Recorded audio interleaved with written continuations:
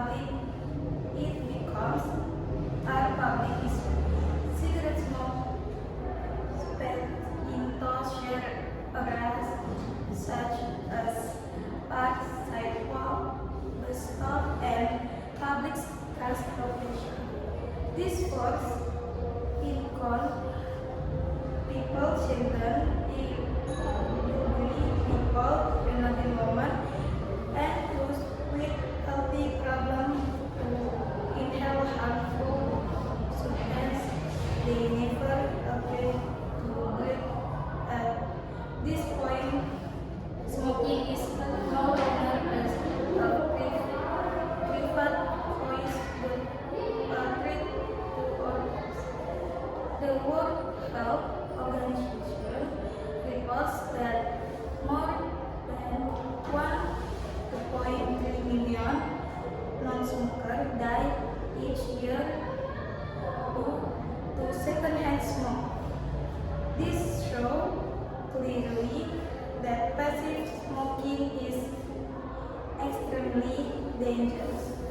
When a person smokes in public, the toxic relation affects everyone around them. So our motion today is not about limiting personal freedom but about protecting public health and the rights of non-smokers to breathe clean air. Countries that have applied public smoking bans have seen real and proven results. Lower rates of attacks, reduced respiratory illness, but fewer hospital admissions. This means banning smoking in public places will measurable health benefit. A smoking ban also helps keep the environment clean. Cigarettes butts are the most common liquor in the world and contain chemicals that pollute soil and water. When public smoking disturbs litter, decreases and public space become cleaner and more comfortable for everyone. Additionally, limiting smoking in public often enables smokers to reduce or even quit when smoking becomes less convenient. Many smokers naturally begin to lower their consumption. This has long-term benefit not only for the smokers themselves but also for society. Most importantly, the right of the majority but we protect. Everyone has a right to drink clean smoker-free air is unfair to the comfort of a few smokers, the health of millions of people in shared space. Thank you.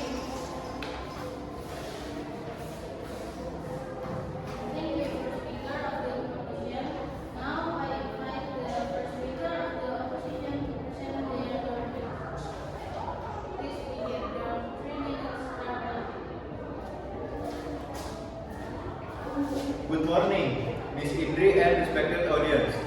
My name is Arya Maliq, the first speaker of the opposite team. Today, we stand firmly against the motion that smoking should be banned in public spaces. Before I begin laying out our position, I want to emphasize one important idea. A good public policy must always balance health, practicality, and individual freedom.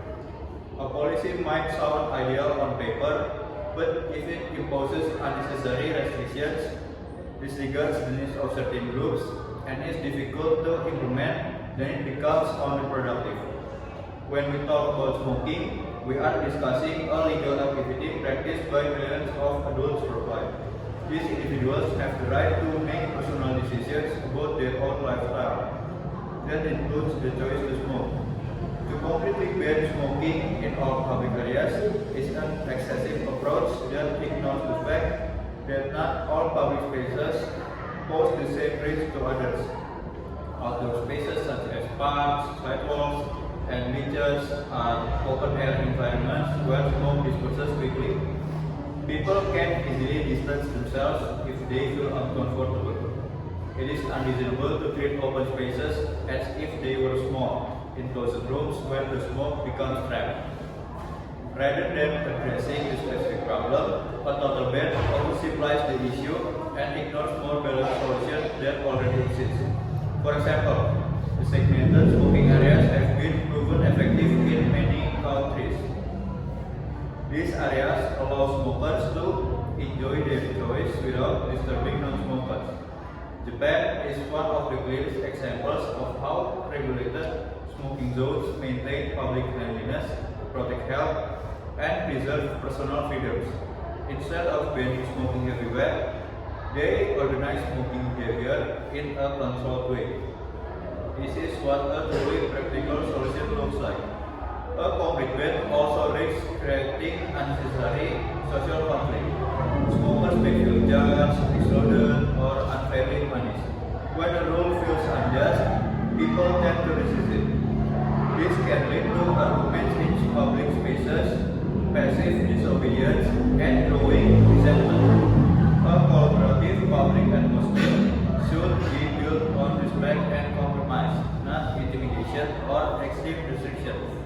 Furthermore, implementing a total ban could push smokers into hidden or unsafe areas where they are more difficult to monitor. This creates new problems instead of solving the old ones. Policies that push people away rather than avoid them often lead to more littering, disorderly behavior, and difficulty in enforcement. In summary, our position is based on the belief that personal freedom matters, that open spaces are not all the same, and that practical alternatives such as designated smoking areas already provide a balanced solution. A total ban is not only excessive but also unnecessary and unrealistic. We believe public health can be protected without resorting to extreme regulation. Thank you.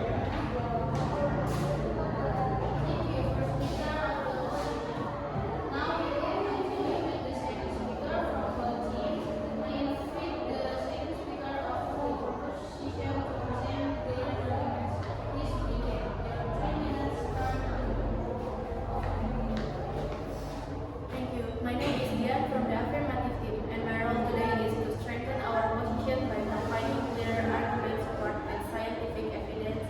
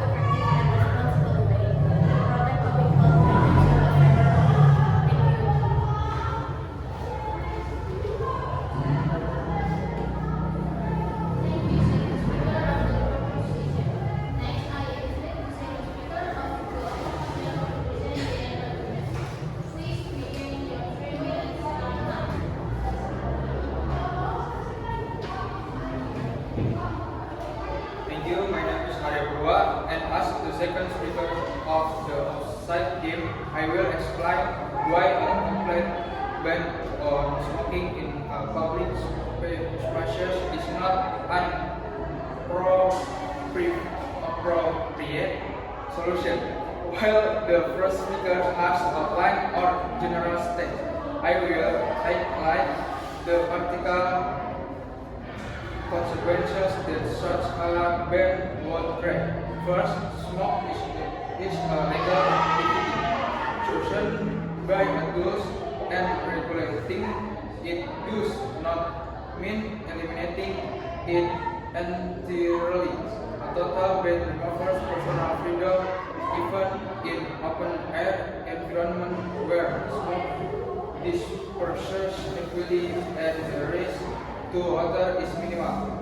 Policies that restrict freedom must be supported by strong justification, and in this case, that justification is not sufficient.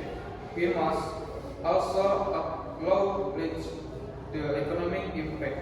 The tobacco industry supports millions of people, farmers, workers, distributors, and small vendors.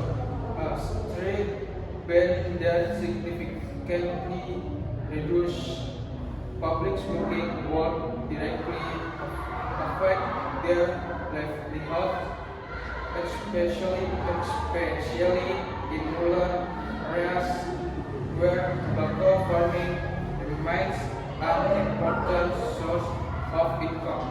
Public policy must consider this further economic consequences in addition, enforcing a complete ban is extremely challenging. Public spaces are vast and diverse, and monitoring every area would require enormous manpower. Even simple rules like littering are difficult to enforce consistently, so expecting authorities to control smoking everywhere is unrealistic and would likely cause unnecessary conflict. Designated smoking areas offer a more balanced solution. They protect non-smokers while still respecting the right of smokers, and contrast that as this system show high complex and favor disputes. This proves that moderator is more effective than total prohibition. Finally, not all public spaces pose equally risk. Outdoor areas allow people to move away easily, making a universal ban overly strict and misaligned with real conditions.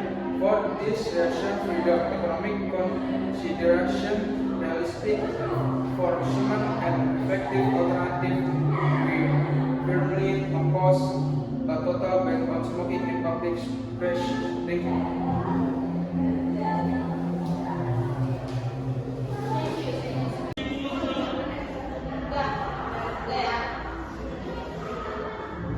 Now we will proceed to the rebuttal session. This is where both teams will directly challenge and refute the arguments that have been presented so far. 5 minutes, start now. I have a question for the pro-team.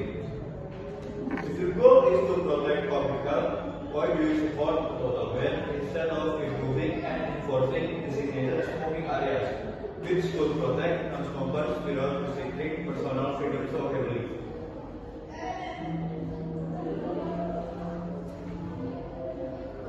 Martial system only works if everyone follows the rules and realize evidence from smokers is not necessary. A full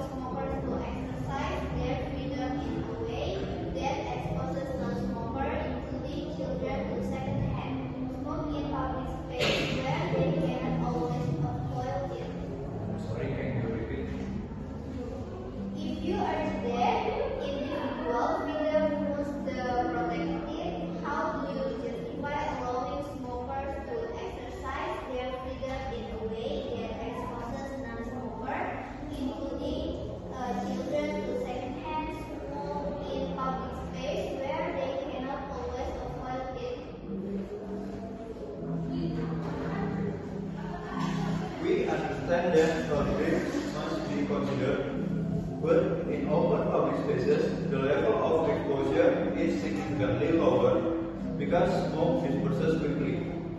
That is why we support regulation, not a total ban.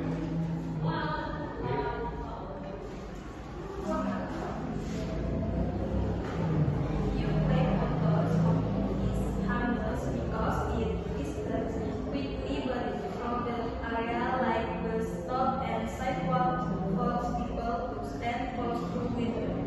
How does your system protect from smokers if there's smoking remains low?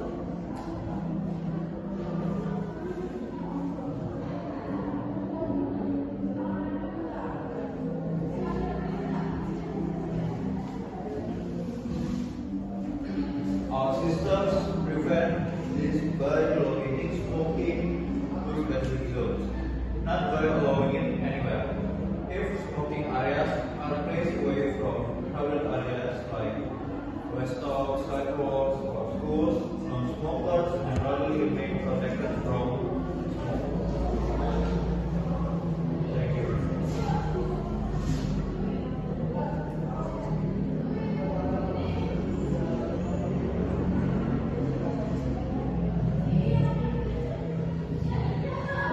Now we will proceed to hear the closing argument from the third speaker of both cases. I invite the third speaker of the proposition to deliver their final argument. Please begin your 3 minutes start now.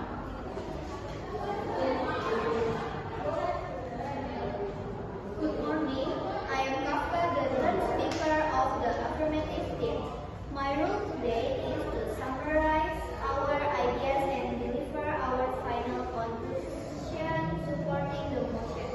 Smoking should be banned in public space. Throughout this debate, we have shown clearly and consistently why public smoking is harmful, unsafe, and must be restricted for the good of society. First, as our first speaker stated, smoking may be a personal choice, but the moment it is done in public, it affects everyone. Public space are shared and every person has the right to safety and clean air. The World Health Organization reports that secondhand smoke kills over 1 million non-smokers each year. Proving that this is not just about personal freedom, it is a public health threat that needs strong oversight. Our second speaker supported this with scientific evidence. Secondhand smoke contains thousands of toxic chemicals that cause heart disease, cancer, and respiratory problems. Children exposed to it suffer more asthma and infection. And pregnant women face higher risk for complications. These effects are real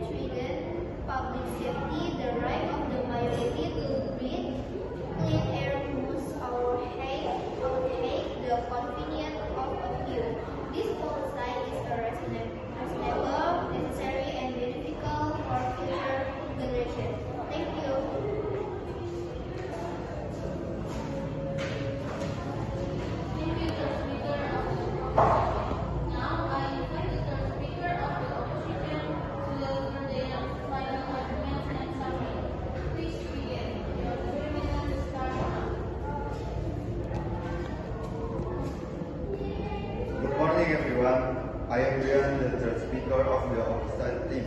My role today is to strengthen our argument and deliver a comprehensive conclusion that is together everything we have present.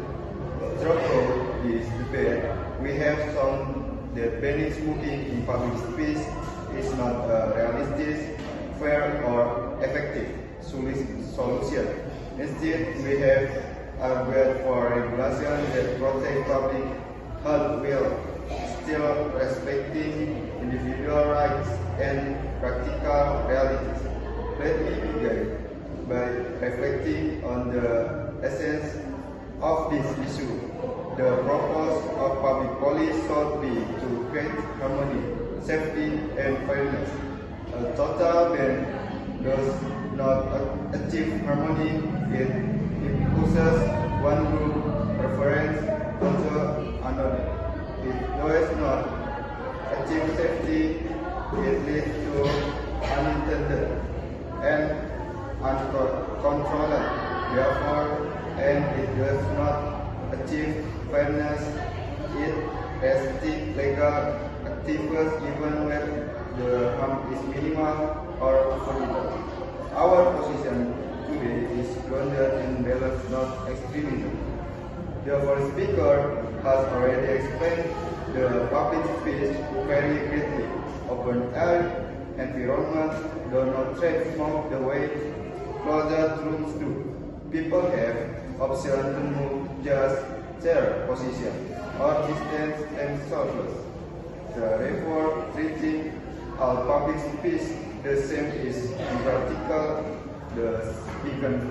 The second speaker expanded on how a ban affects not only individual freedom but also millions of workers who depend on tobacco related industry.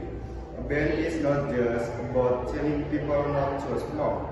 It affects families, farmers, and small business owners whose income relies on a stable market. Let us also consider the issue of compliance. When a rule is too strict or unreasonable, people tend to ignore it. A total ban risks turning ordinary citizens into breakers. It might even provoke injury and pushback from smokers who feel that the police does not respect them. A society that promotes mutual respect cannot rely on policies that defeat people. Instead, it should seek solutions that ensure cooperation. Thank you.